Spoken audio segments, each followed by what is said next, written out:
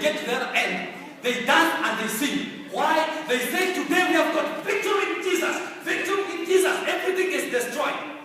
To that point, when God fitted their needs, they were very okay with him. When God was helping them, they would follow him wholeheartedly. So they come, he leads them, they get to a point in the wilderness, there's no water.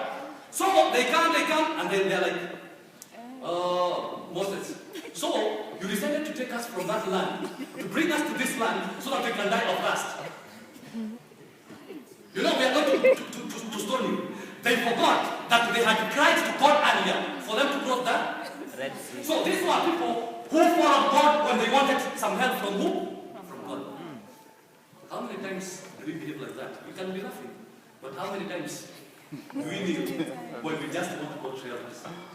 When everything is going okay, when you are just fine in everything, there is no time to pray. In fact, there is a lot of time to pick up shifts.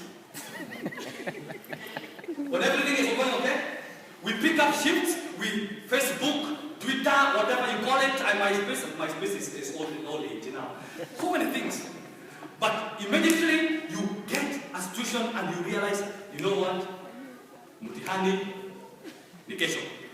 You're like, oh my God, you know, you have promised me, you're going to bring me the head, not the tail, Lord, I need you, right? John Caleb, when you read his story, God attests that of all men among you, the children of Israel, Joshua, Caleb has been following me wholeheartedly. There is no way God is going to give you your mountain if your God will be like gumboots. There's a song that we used to sing in Kenya that God is not like gumboots. When do you use gumboots in Kenya? So when it is sunny in general, what do we do with gumboots? We put them under the table, alright? Under the bed. So some of us have made God to be like gumboots. When it is Monday, that is when we remember this, and you expect God to give you victory. Forget about it.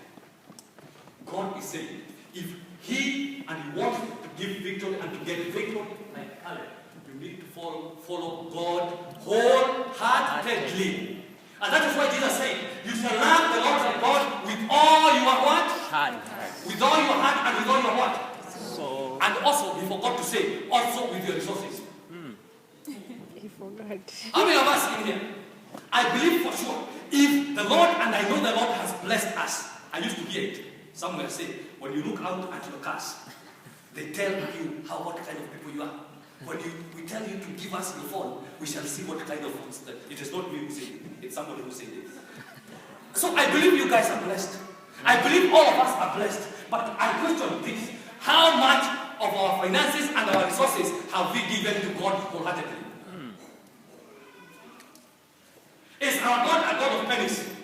You know, in Kenya these days, the preachers in Kenya have refused to take anything that makes noise when you put it in the Seriously. You know what? Yeah, they have said, anything that makes noise, don't bring it.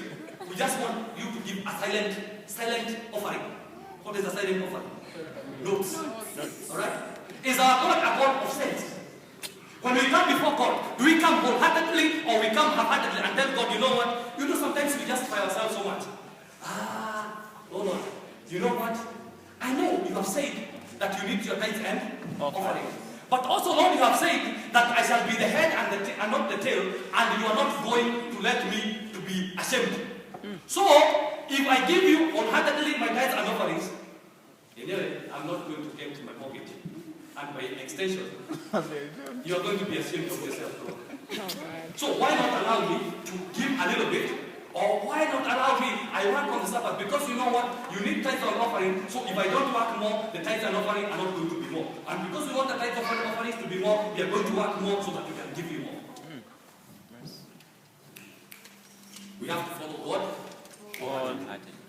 Number 3, I want you to realize, how old was Caleb at this moment? He was 85 years old. But he said, my strength has been as it was 40 years ago. I am still as strong to fight for the Lord as I was 40 years ago. So what he was saying, age ain't nothing but a number when it comes to God. You cannot sit and start to explain to God, oh God, you know, the people who are supposed to work in this church are the elder Mokayas because they are old. Me, I am just young. I just came the other day. You know what, Lord, I don't have the experience. Caleb teaches us that God does not look at looks at your willingness